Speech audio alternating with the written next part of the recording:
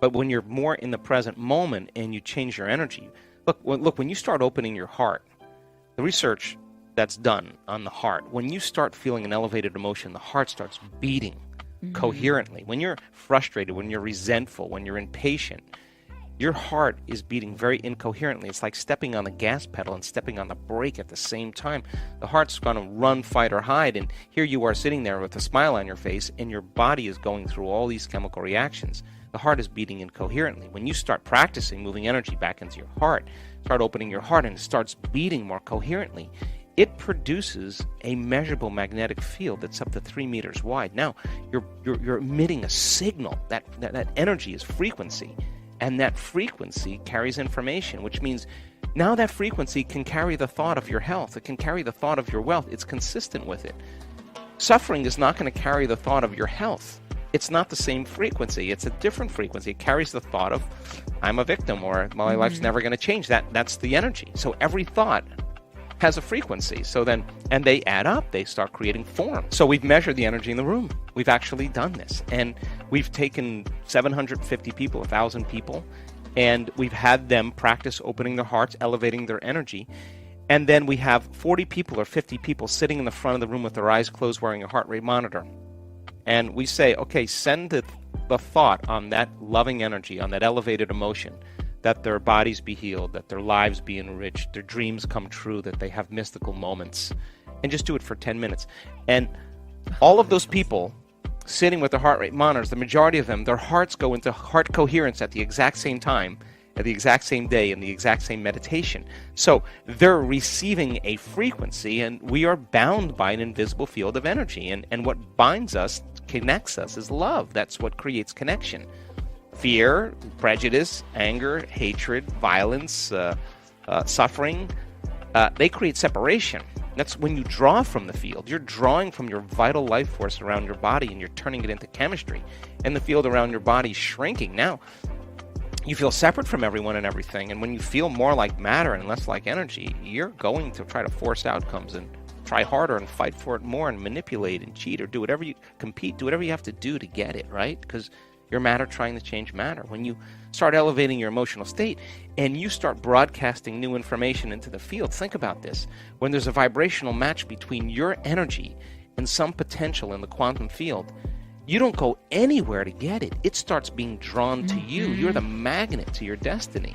So then, the moment you start getting frustrated and impatient, you just disconnected from the energy of your future. Now you're back to the energy of your past. Don't expect anything to change in your life. And if you say to me, well, it was that person or that thing that did it to me, I'd say, oh, you're back to the unconscious program that you're a victim again. Yeah. And so then people start figuring this out. They start doing it. They start doing it because they understand when they're consistent with this energy and they can hold on to it. They don't have to go anywhere to do it. Why would they rush out of the present moment? Because the present moment's bringing it to them. And so it becomes an art. It becomes a skill. It becomes an ability. And they're able to navigate in their life in the uncertainty, in the unpredictable moment, and self-regulate in that moment. That's the key moment where it matters the most. They say, whoa, I'm feeling a little fear. They don't surrender the fear. They say, okay, I've lost it. I've got to stop, and I got to self-regulate. And they get back into that state again. Now, to me, if you get up feeling like your future's already happened, you won't be looking for it.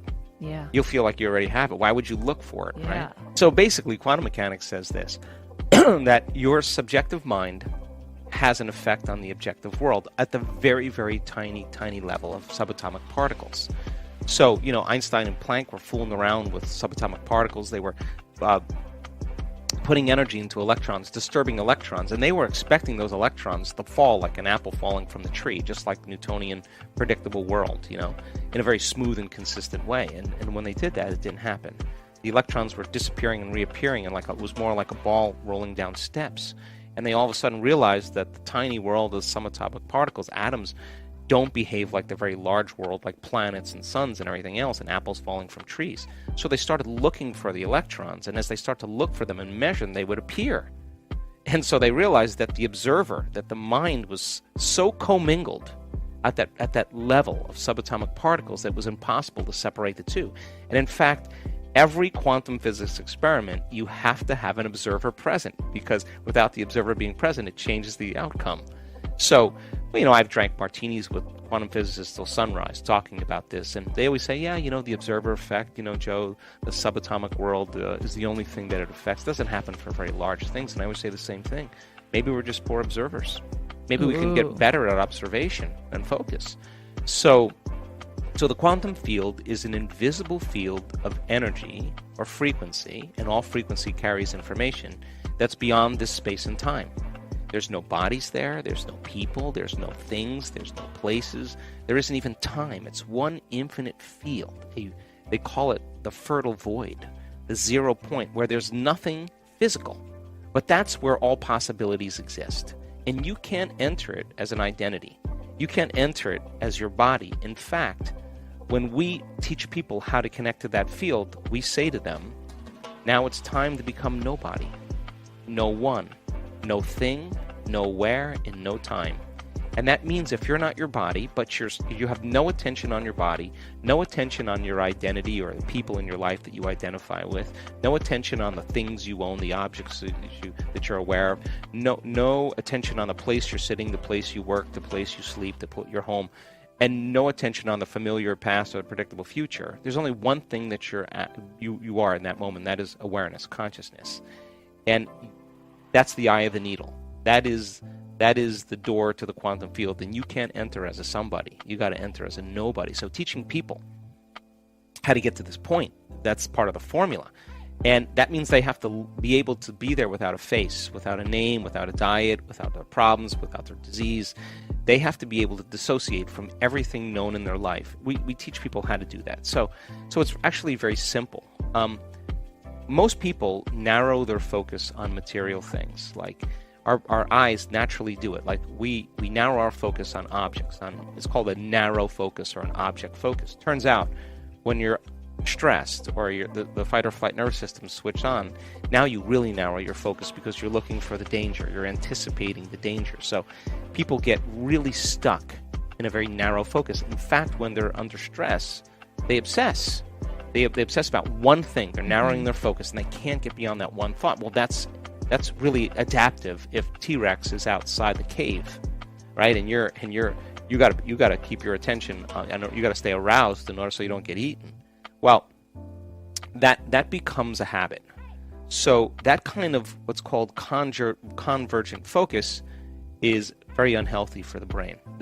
As you're aroused by those chemicals and you're shifting your attention when you're in that state from one person to one appointment to another problem to another person to another place, every person, every thing, every object, every place has a neurological network in your brain. So as you begin to shift your attention from all these things and the brain is aroused, it's like a lightning storm in the clouds. Your brain is firing those networks very incoherently.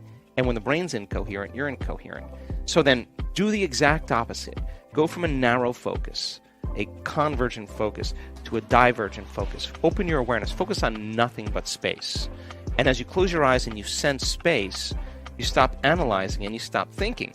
So as you're sensing space, you begin to slow your brain waves down. And as they slow down, all of a sudden the autonomic nervous system begins to merge and it comes forward. And it starts to synchronize those circuits that were out of balance. And what syncs in the brain links in the brain. So all of a sudden, the brain starts firing in a more coherent way. And when that happens, we call it getting beyond yourself. You forget about yourself. That is the moment you're entering that field. And you can't enter associated with anything known. You got to enter as an unknown. You have to put more of your attention on it and less of your attention on you. Well, I mean, the higher the vibration, the higher the frequency, I mean, the higher the level of awareness or consciousness. And so what we see in our events is we see, or the first 2 days is about getting beyond you. Mm-hmm. And what I do is I set up the conditions where I go further than where people normally go. You know, they go to a certain point and then they finish. And I say, nah, we're going to go further. So we take them past that point, and sooner or later they start letting go. So when they start breaking through, they're contributing to the field. Mm-hmm. And we've measured the energy in the room after the first day of most of our events. In fact, the first day of many events, the energy goes up, and then the next day it goes up more. The next day it goes up, and that's available energy for people to heal. That's available energy for people who have a mystical experience. That's available energy for them to create with. So So then it becomes an entraining process. And what we do really well, and our research shows this, is we teach people how to suppress their neocortex, shut the lights out in this mechanism here that's your memory bank of your known identity self. Turn that down. Dial that down, and our research shows that our students can do it very well. Now, once you suppress this melon here, the conscious mind, what do you got left? You got the subconscious mind, you got the autonomic nervous system, and that's the antenna. So when we see people doing this and they start in training, wow, they start having profound mystical experiences. People start having very profound energetic moments, and they're influencing one another. And of course, now you're moving a community of people across. And once you get to that certain state, then it just becomes magic. Everybody just goes. It happens. We were just doing an event in Mallorca last week. I got back on Sunday night, well, actually Monday morning, and we had 1,300 people there, and we solicited 1,300 people, and 1,300 people said, I had the most amazing week of my life. That everybody, the entire audience, had some type of personal transformation, personal breakthrough, amazing healing, or mystical moment that changed them for the rest of their lives. And it becomes a frequency that everybody becomes entrained to. We are back with Complete the Quote challenge. Can you complete the quote and give us the right answer? All you need to do is to complete the quote or statement that we choose, and if you can do it first, you're the daily winner.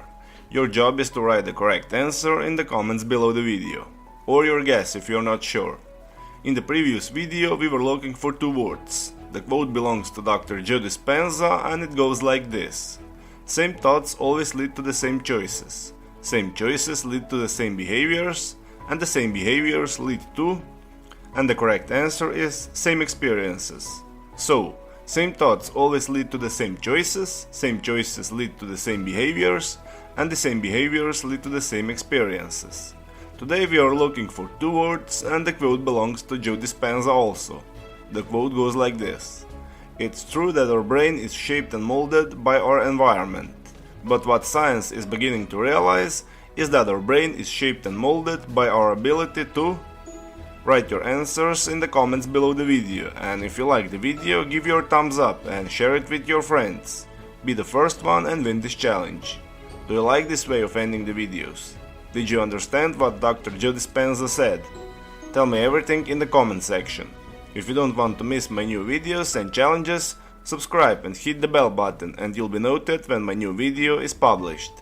Help me make this video more popular by sharing it. If you really like what we do here and want to support us, you can join our channel and our community for a symbolic fee and gain many other additional features. You can do that by clicking the join button next to the subscribe button, or you can click on the link in the description of this video. Stay good and have a great day.